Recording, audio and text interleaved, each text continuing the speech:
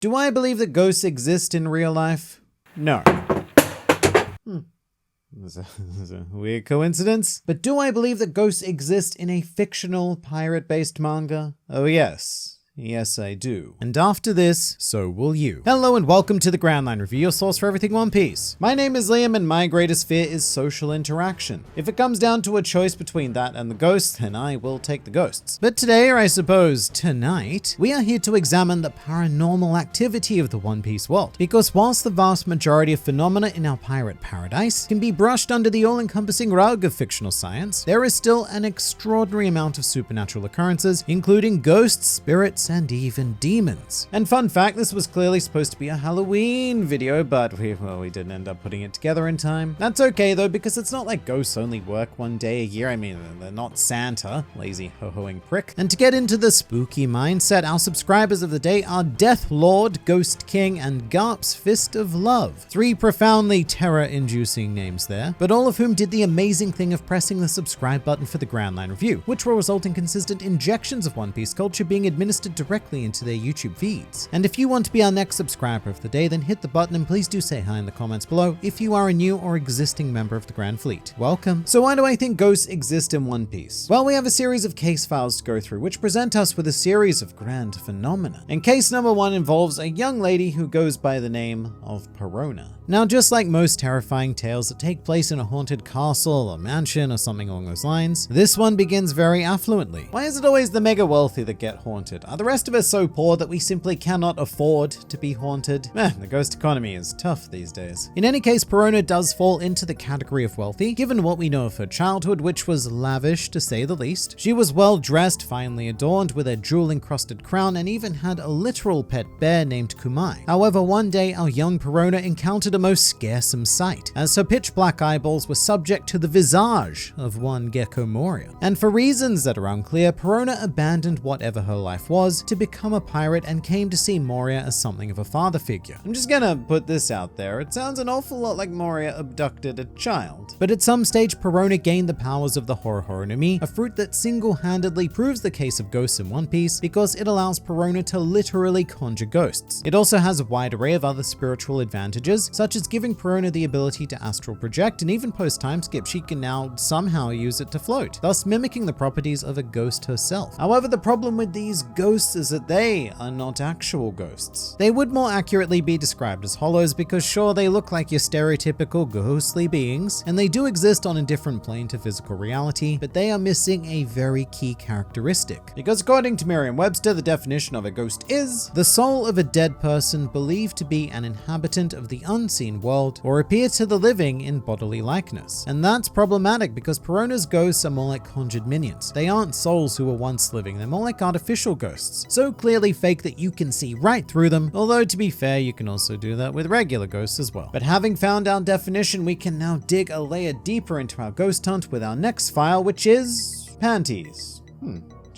Just panties. Which I guess means that we're talking about Brook. Perona's ghost may be artificial, but Brook would be the first character in the series to prove the existence of the human soul. His devil fruit, the Yomi no Mi, allowed his soul to remain in the realm of the living after death, thus giving Brook the opportunity to return to the pile of bones which he once described as a body. In any case, Brook's ability is both comforting and terrifying. Comforting because I'm sure it gives a lot of living beings some peace of mind to know that there is indeed an afterlife, but also terrifying because it goes on to confirm that ghosts are a very real possibility. And what's even more important is that Brook is not our only case. If it was just him, you could potentially make an argument that his devil fruit grants him a soul, and that such a thing may not exist for regular old people things. But I know a very well-rounded mother who would disagree with you. Well-rounded as in shape, that is, definitely not mentally. However, Charlotte Linden's devil fruit, the Sorosoro no Mi, gives her direct access to the souls of others, which she can then go on to do all kinds of crazy crap with, including possessing objects of these souls or soul fragments in order to craft her grand dystopian Disneyland. Although, to be fair, if you hear some of the things that come out of Disneyland, then Totterland actually sounds far more appealing. Like that time when it was revealed that Disney World cast members have to share communal underwear. It's like, it makes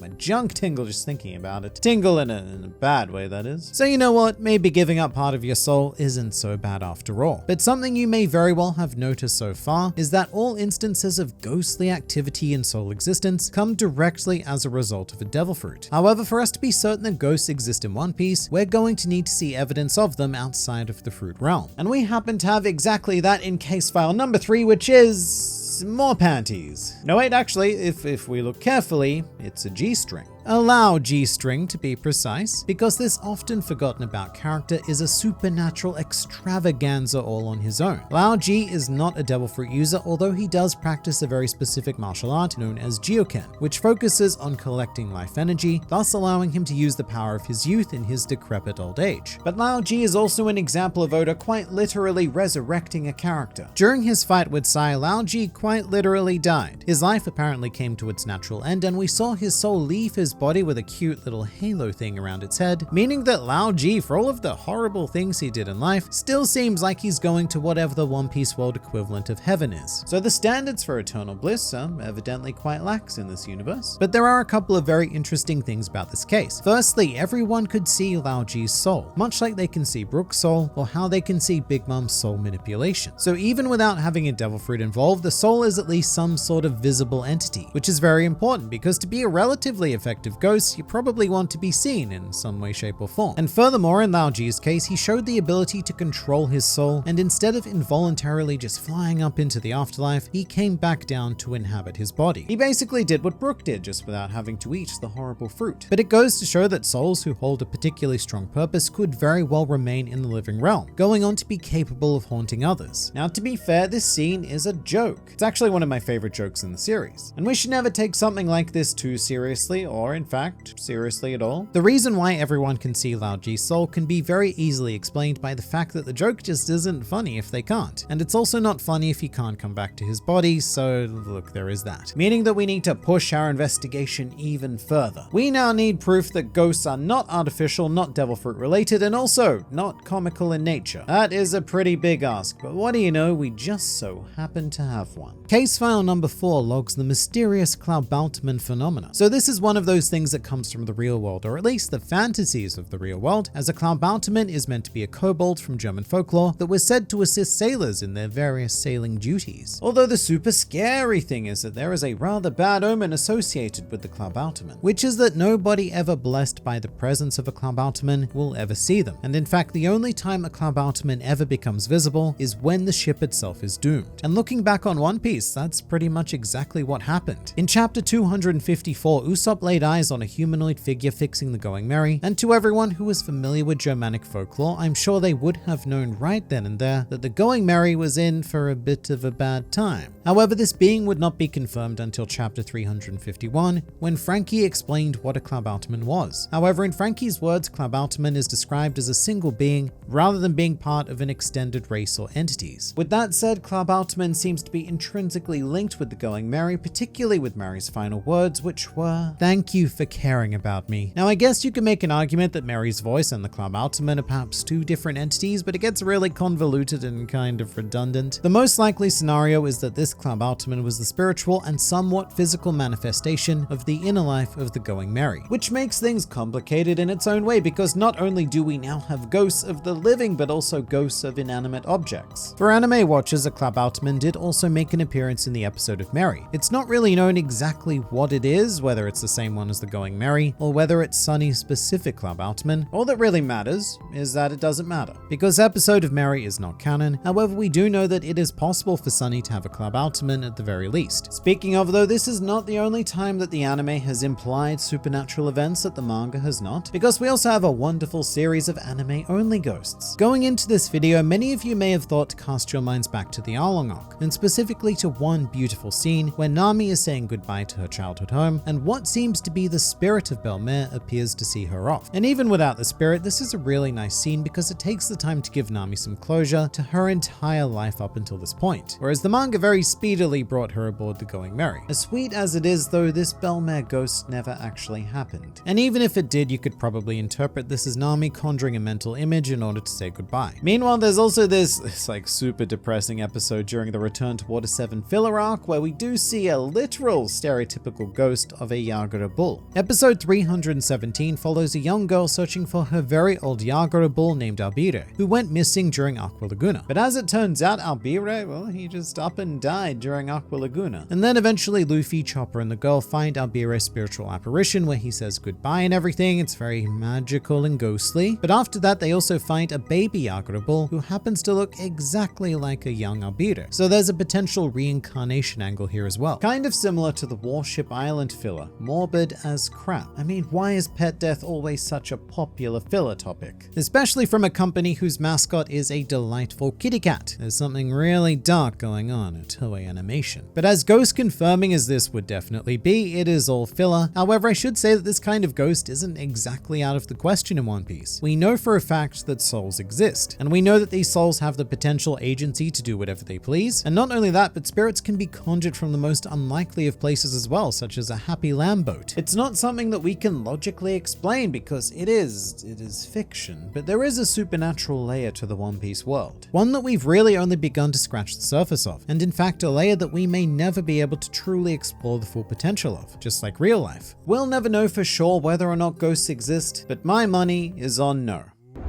All right, calm down. Calm. You do exist. Jeez, ghosts are super touchy. You just wait, next they're probably going to want to vote as well. And their ghostly ballots will go to this next video because there's always more to learn, explore, and experience with this wonderful series, so I look forward to seeing you there.